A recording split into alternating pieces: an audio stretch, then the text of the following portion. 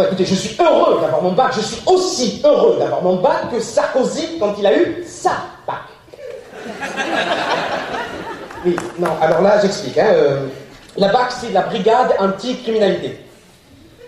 Quoique. Eh bien, franchement, si tous les criminels avaient le bac, ils seraient flics. Hein. Oui, non, cherchez pas.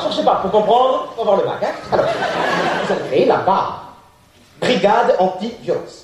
Alors, le grand avantage de la brigade anti-violence, c'est que tu sais tout ce qu'il faut. Et puis oui, ça, forcément, la base, tu la suis à la trace. Hein. Donc, brigade anti-violence, qui elle-même a donné naissance à une autre unité spéciale, la unité de répression. Et les deux se retrouvent très souvent regroupés pour ne plus former que la bavure. Très bien.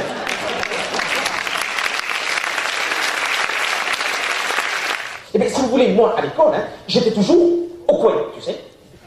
Attention, quand je te dis au coin, c'est au coin. C'est-à-dire qu'à la fin de l'année, ma tête, c'était un triangle, comme ça. On m'appelait le chinois, comme ça. Oui, bon, quand j'ai redoublé mon année, mon père me l'a vite remise au carré. Mais non, mais c'est important, le bac, c'est important. Moi, c'est un CRS qui me disait ça, moi. Il était en train de fracasser la tête d'un étudiant à coup de matraque et il me disait, le bac, ça ouvre l'esprit. Non, attention, des questions existentielles qui peuvent bouleverser la physionomie du monde. Hein.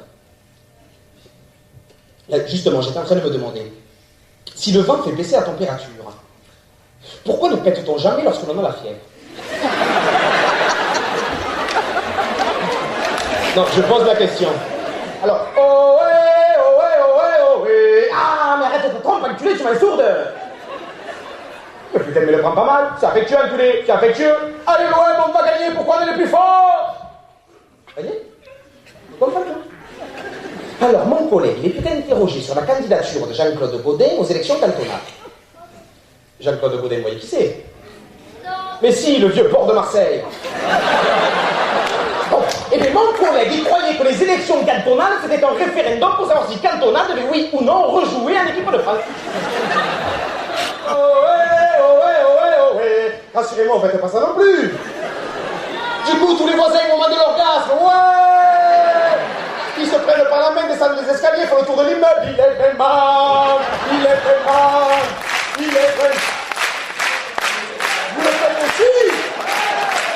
Alors, en février, en attendant la suppression de la publicité sur les chaînes publiques, Carla Bruni a fait la promotion pour les voitures Lancia. Et c'est vrai que Carla Bruni, c'est un peu comme une Lancia. Elle est italienne, elle a une belle carrosserie, elle démarre à gauche, mais elle tire à droite quand même. Hein.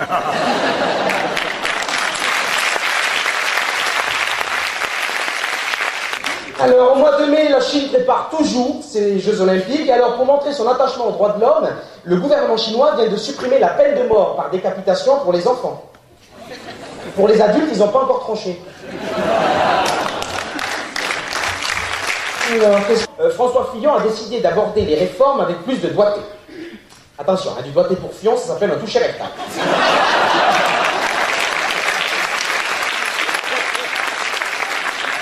Un juillet Euro de football catastrophique pour l'équipe de France. Le pire, ça a été contre les Pays-Bas. On a perdu 4-1. Rendez compte, 4-1, c'est énorme. On se serait cru au Parti Socialiste.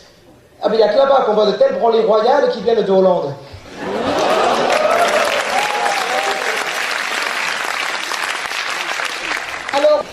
Alors, qu'est-ce qu'il y a-t-il d'autre? Ah, pendant ce temps-là, pendant la crise, scandale au FMI suite aux relations extra-conjugales de Dominique Strauss-Kahn. Alors, un Français a une relation sexuelle d'une nuit avec une Hongroise à New York et tout le monde est un scandale, alors que chez nous, en France, hein, ça fait 2 ans qu'il y a un Hongrois qui baisse des millions de Français et personne ne dit rien.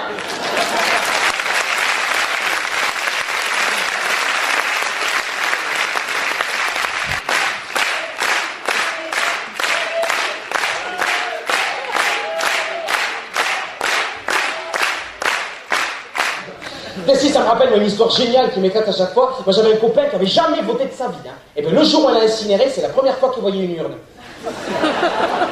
Si, il était homosexuel le mec, hein, mais c'est la première fois qu'il rentrait dans une fente. Oui, passons à autre chose. Hein. Non mais qu'est-ce que vous croyez, mesdames, que les dieux du stade sont aussi des professionnels de l'orgasme? Alors, au risque de vous décevoir, hein, il faut quand même savoir comme footballeur, la veille du match. C'est là-bas. Le jour même. On n'en parle même pas. Et le lendemain, le pauvre chéri, il est très fatigué. Et quand on pense qu'ils ont un match tous les 3 jours, mesdames, je vous laisse calculer. Le médecin est venu voir si nous allions bien. Il m'a mis un tube en verre dans la bouche et m'a dit de la fermer pendant 10 minutes. Ton père lui a proposé de lui racheter le tube.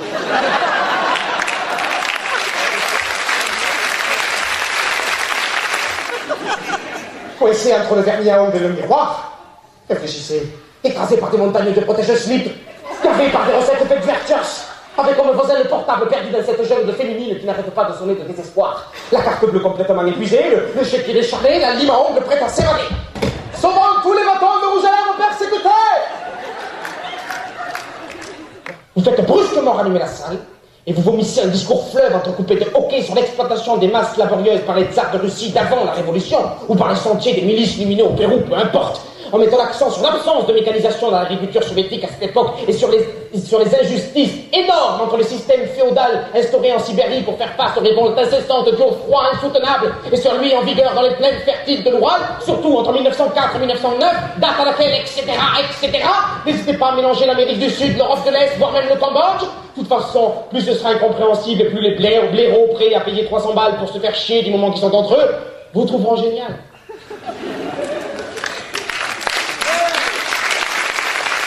Les années 80, le siècle des Lumières, mais pas tous les étages. Les 84, la mort du petit Grégory, 85, Tchernobyl, 86, Laurent Fabius, Premier ministre. Ah la vache, ça plombe, hein.